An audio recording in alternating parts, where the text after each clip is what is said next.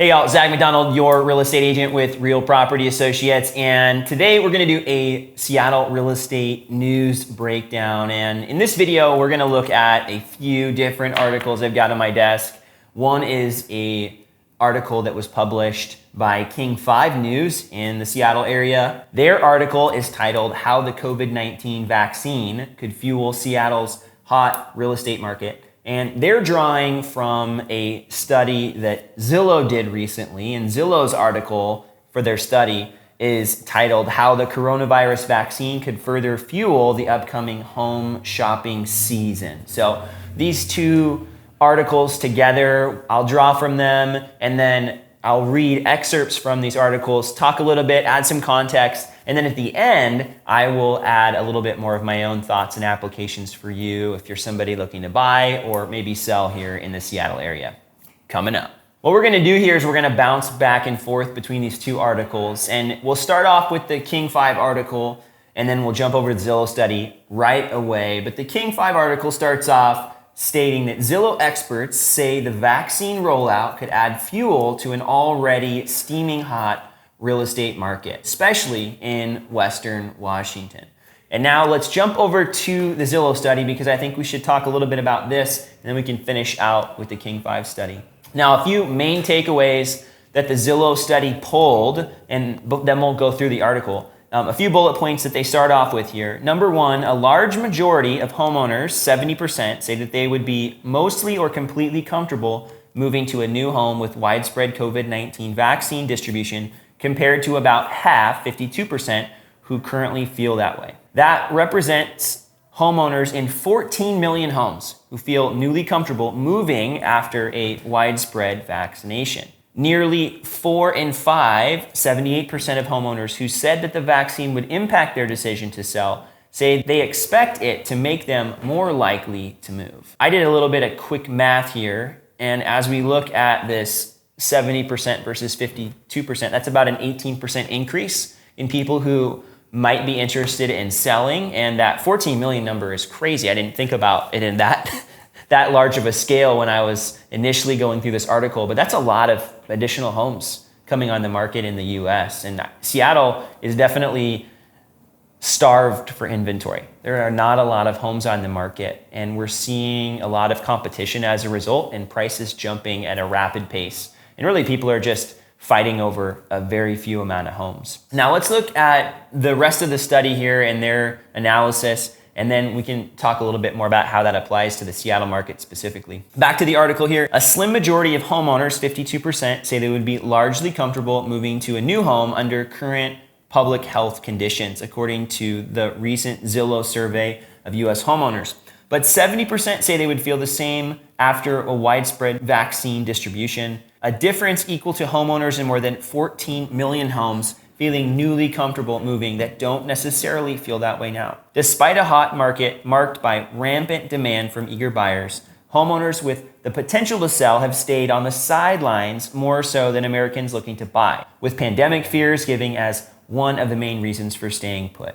But if and when the anxiety fades, many sellers may decide to enter the market and list their homes, helping to ease an ongoing inventory crunch and also contributing to keeping home buying demand high as they list and look for new homes themselves. Now, we talked about this 18% more people jumping in at the very beginning, but there's a significant inventory shortage in the Seattle housing market. And we talked about that as well already. If more homes come on the market, there will be more options for buyers, which ultimately will help people get into houses, and it will decrease the amount of competition for each house. And inevitably, it will help ease the steep price escalations and growth that we're seeing in the market right now, because a lot of it's inflated due to the amount of demand. At the same time though, when people sell, they usually need to buy as well. And so there are a lot of people, and I have clients like this right now, who are even willing to sell. They're not afraid, but they aren't gonna sell until they buy.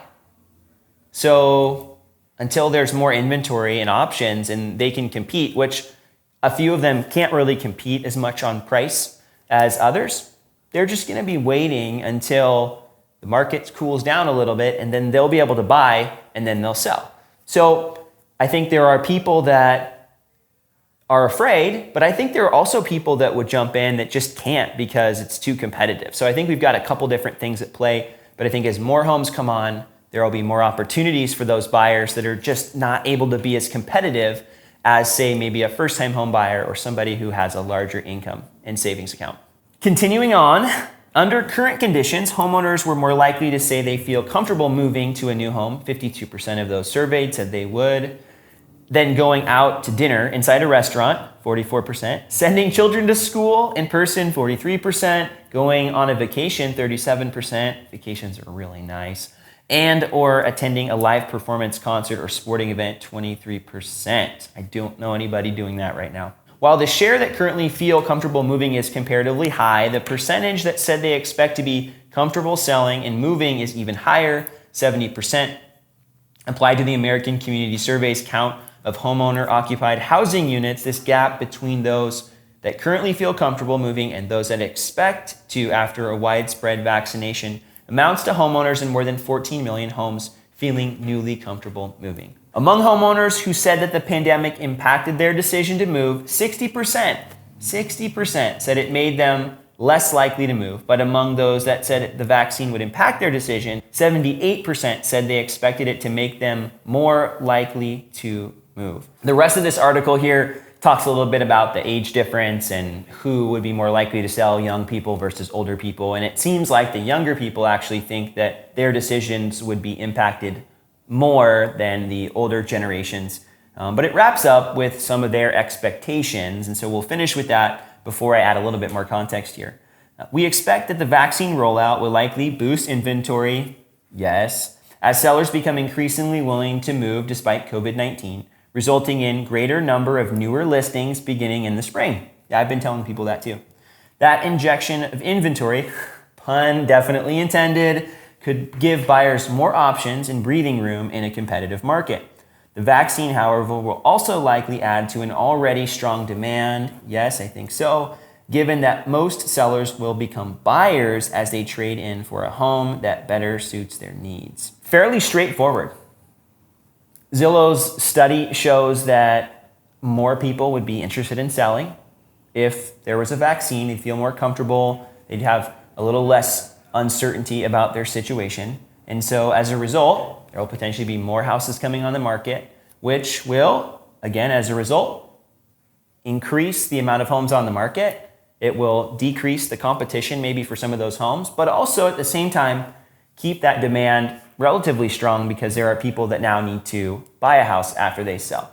So I think this article is fairly straightforward. I actually enjoy reading this because it's so simple. I have personally dealt with quite a few people. We got to help 46 people buy or sell a house in 2020.